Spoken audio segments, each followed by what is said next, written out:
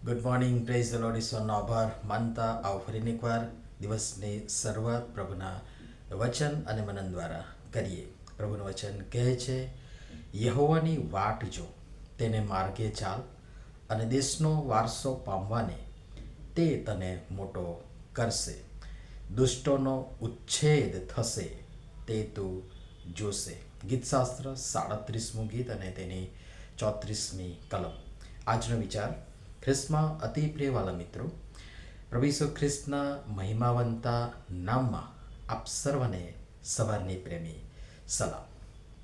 આપણે માણસો સામાન્ય રીતે આપણો વારસો આપણા બાળકોને કે સંતાનોને મળે, અથવા આપણા વારસદારોને આપણો વારસો મળે એવી ઈચ્છા અને અપેક્ષા રાખતા હોઈએ છીએ ને એ માટે જે તે વારસદાર પરિપક્વ થાય, લાયક બને, યોગ્ય બને અને સરકારી જે કાયદા કાનૂન છે, વ્યવસ્થા છે, એ મુજબ પણ એ જોગવાઈ છે કે વારસદાર પુખ્ત વયના થાય પછી જ એને વારસો મળે.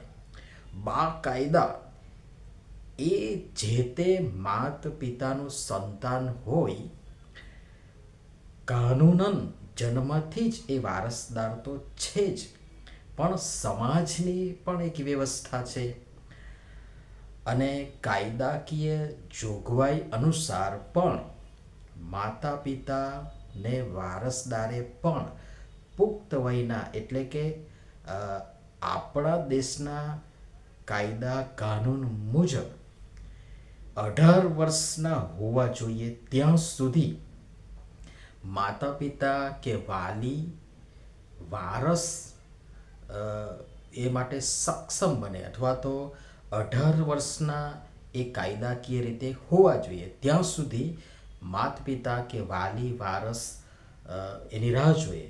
અને માતા પિતા કે વાલી વારસ ન હોય તો કોઈ ચોક્કસ સક્ષમ વ્યક્તિની કાયદેસર નિમણૂક પણ કરી વારસદાર પુખ્ત વયના થાય ત્યાં સુધી તેમની દેખરેખ હેઠળ વારસોને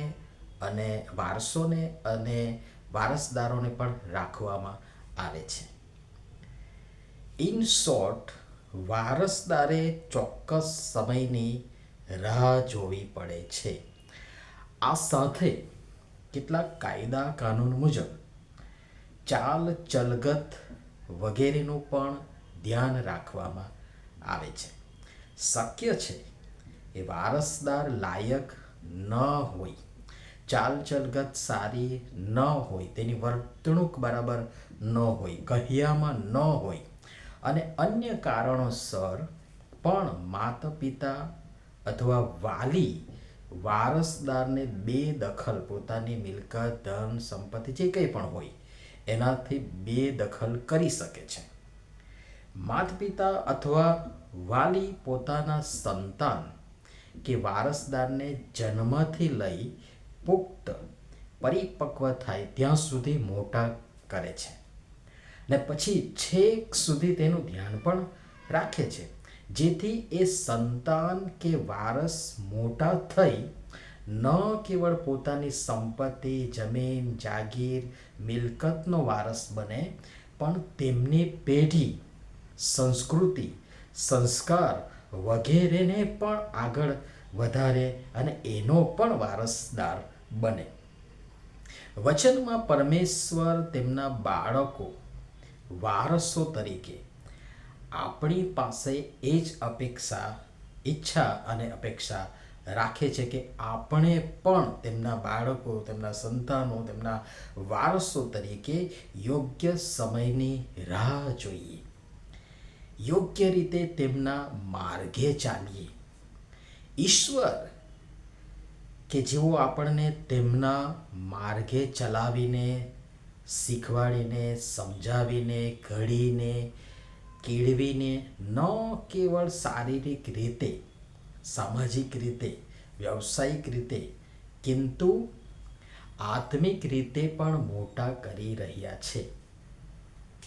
તેમને પસંદ પડે ને તેઓ જે પ્રકાશ છે વચન મુજબ તેમ પ્રકાશના સંતાનોને ઘટે તેમ ચાલો અથવા તો ચાલીએ, અને એમ ચાલી પૃથ્વી પરનું નાશવંત ધન સંપત્તિ મિલકત માટે નહીં, અપિતુ અવિનાશી અનંત સદાકાલિક વારસો, એ દેશનો વારસો પામવા માટે માણસોની દ્રષ્ટિમાં નહીં પરંતુ ઈશ્વરની દ્રષ્ટિમાં, અને તેઓ જેમ ચાહે તેમ તે રીતે મોટા થઈએ. વધુ આવતીકાલે પણ જોઈશું. પ્રભુ સમજવા પણ સર્વની સહાય તથા મદદ કરો. નમીએ પ્રાર્થના કરીએ. પ્રેમાળ પિતા, અમે તમારા બાળકો, તમારા સંતાનો, તમારા વારસો તરીકે તમારી રાહ જોઈ માણસોના નહીં કિંતુ તમારા માર્ગે ચાલીએ, માણસોની નહીં પણ તમારી દ્રષ્ટિમાં મોટા થઈએ, જેથી એ જે વારસો તમે તમારા બાળકો તરીકે અમારા માટે રાખી મૂક્યો છે તે અમે સંપાદન કરી તેમાં પ્રવેશ પામીએ માટે કૃપા કરી અમારી સૌની તમે સહાય તથા મદદ કરો. પ્રભુ ઈશ્વરના નામમાં આમેન. ધન્યવાદ.